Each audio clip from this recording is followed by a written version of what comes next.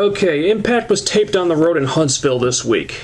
And I know a million people have said this already, but that really does make a huge difference. Getting out of the cast member zone and putting Impact in an actual arena in front of actual fans instead of tourists automatically takes the presentation of this show up a huge notch. And I would hope that they would take this opportunity and run with it.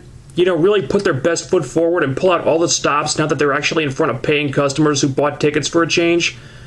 Unfortunately, they just delivered the same tired old crap. And that's not to say this show was offensively bad. I mean, they've had much worse episodes, but at this point, business as usual is just not going to cut it anymore. I thought this would have been a perfect opportunity to change up the format, maybe starting the show with a hot match. You know, something different for a change. But no. You know, they start with a Hogan promo.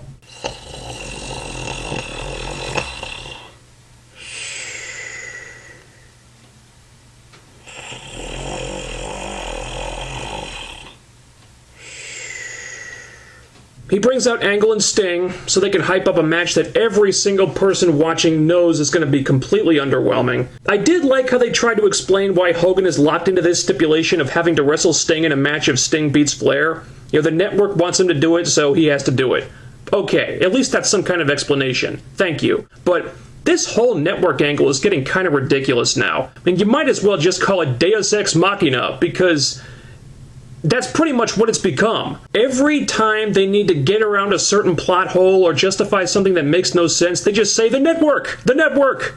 Basically, it's just become an excuse for the writers to not have to come up with good ideas. Something else that bothered me was the wrestling. And the really frustrating thing about this is how hypocritical they're being. They're constantly saying that wrestling matters, but they don't treat it like it matters. They sure as hell didn't this week. I swear, every single match on this show was too short. And the booking sure as hell doesn't give the impression that wrestling matters. If anything, it's the exact opposite. They do Rob Van Dam versus Gunner for the last spot in the Final Four of the Bound for Glory series. That should be a huge deal. That should be an important match with a lot of time devoted to it, with the focus on which guy is going to get the opportunity to main event their biggest pay-per-view of the year. Instead, it got less than 5 minutes, and the focus was on pretty much everything else. 10 seconds into the match, and Samoa Joe comes out. Him and Matt Morgan get into it on the ramp, and the camera is on them the entire time instead of on the match. What they're telling us is that wrestling matters, but the stuff happening outside the ring is still way more important. This whole show is ridiculous! And after that, Jerry Lynn shows up.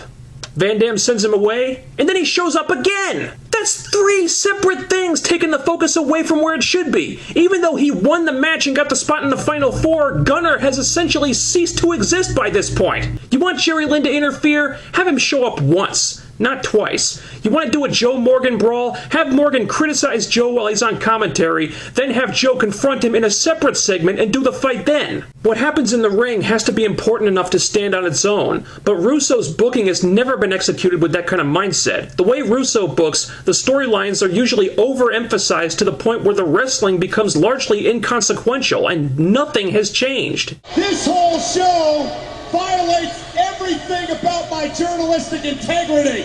Perfect example, the knockout segment. Bischoff teases that he's going to put Tracy Brooks in charge of the knockout division, you know, restarting the whole knockout law thing, and then he gives the job to Karen instead. Ha-ha! This is completely unnecessary, and it's obviously being done just for the sake of giving Karen Jarrett something to do when she already gets way more screen time than most of the wrestlers on the roster. I'm sorry, but do we really need another superfluous authority figure on this show? We've already got too many with Hogan, Bischoff, and Flair. Why do you need another one when you could just have one of them do this? It's just another unnecessary angle that's going to distract from the wrestling. What's more, I really did not like how this played out because this was indicative of something that really bothers me about this product. It's just baffling to me that a company with a female president produces a show that is so blatantly misogynistic. Bischoff cuts this promo where he's like, sure, you're all really talented and stuff, but you're still women and you need to be controlled. So after Tracy has been giving Bischoff sexual favors to get this job, he gives it to Karen instead. And then she proceeds to liken all the knockouts to a bunch of strippers and then make Tracy her slave. Wow, TNA, I'm so glad you brought Tracy Brooks back just so she could prostitute herself to Bischoff and then get stabbed in the back for her trouble. That was real classy. And I know Bischoff and Karen are heels, but you can be an effective heel without going down this road. Why do they have to take it this far? Why do they have to call the knockouts a bunch of strippers and all that other crap? Why do the knockouts have to call each other skanks and whores and hoes all the time? This is not catering to your female demographic. This is not edgy TV. This is just lowbrow and offensive. It's disrespectful, it's demeaning to the female talent, and all the female viewers of this show for that matter, and to be honest, it really fucking rubs me the wrong way. WWE did a storyline like this with Michael Cole, but the thing is, Cole eventually got his comeuppance. Will the knockouts ever get to give Bischoff his comeuppance for treating them like shit just because they're women? I doubt it. Because it's not just him.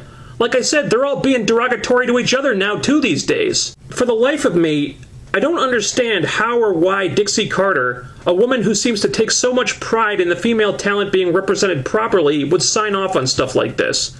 The entire treatment and presentation of the knockouts has just gotten really puerile and mean-spirited, and that's a fucking shame. Speaking of the knockouts, I think I'm finally starting to understand what they're going for with this Winter character.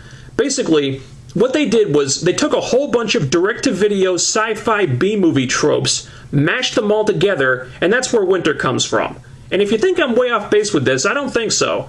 And just look at what they've done with Winter so far. First it was teleporting, then it was turning people into zombies, then it was past lives, and now it's vampires. And to any of you morons out there who still don't think they're doing a vampire thing with her, they're basically acknowledging on the show that she's drinking blood now, so... You people are fools! So Mickey and Winter have their title rematch.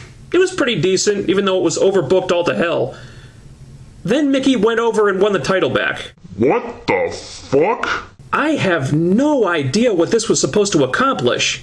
You build up Winter as a heel for several months, have her be the one to take the belt from Mickey, have Winter do nothing, literally nothing, for 3 weeks, and then just have Mickey win it back? So, what was the point of Winter's title reign then?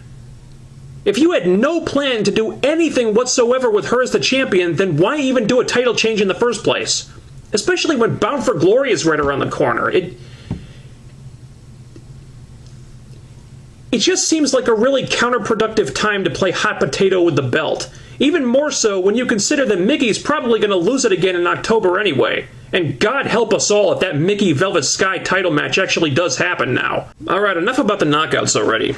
They had an X Division tag team match with Brian Kendrick and Jesse Sorensen versus Austin Aries and Kid Cash.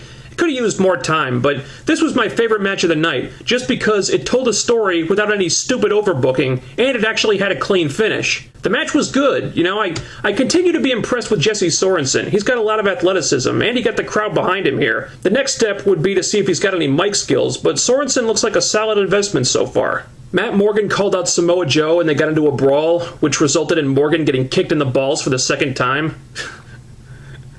Man, Morgan's testicles really took a pounding this week. So I guess they're going to feud until Crimson comes back from selling the leg. I don't have a problem with that. Morgan was the guy who was the most into the Bound for Glory series and had his chance to win it taken away due to an injury, so it makes sense that he'd have a problem with what Joe's been doing, so no complaints. AJ and Daniels had their match that was going to determine whether Daniels should walk away from the business or not. He got a cheap pin when AJ flubbed a springboard and refused to shake AJ's hand afterwards, so apparently that feud is starting up again. The match was very good, but it was only about 8 minutes. For something that was portrayed as being as important to Daniels as this was, you couldn't give it more than 8 minutes? I was a war correspondent, and now I'm covering this! If they're going to do a feud now, and you don't want to give away too much in the first match, I understand that. But we've seen these guys face each other countless times over the years. I don't know if they have a whole lot left to show us that we haven't seen before, which is just another reason why I wish they weren't doing this. Even the best rivalries can get stale if you go back to the well with them too often. Sure, the matches will be fantastic, but it's like, been there, done that at this point. Show me something new. Then there was the Sting Angle main event. This was 6.5 minutes long. Really? Look, forget about the fact that main events really should be longer than that generally. I would think that with Sting and Angle and Hogan out there, you'd want to draw this out for a while for ratings if nothing else. But 6.5 minutes? That's it? I'm done! I am done with you! I'm done with this entire show! The match was what it was. We know what we're getting from Sting these days, but Kurt Angle can elevate pretty much anything. Unfortunately, with Hogan out there, you knew this wasn't going to end clean. First, Gunner interferes, and Sting makes him look like the world's biggest chump. Then Hogan nails Sting with a chair shot. Sting no-sells it. He hulks up. Then Kurt gives Sting the angle slam on the chair in full view of the referee. The ref is 5 feet away looking right at it. Then Kurt gets rid of the chair by tossing it toward the referee. He'd have to be literally blind not to see this thing, and instead of calling for a DQ, the ref just makes a 3 count and Angle wins. Oh shit! It's Russo! What the hell is this all about? What do you want me to say to this? There's nothing I can say. I've said it all before. Russo logic strikes again, overbooking another main event to such an extreme that the wrestling becomes meaningless and takes a backseat to the overwritten storyline.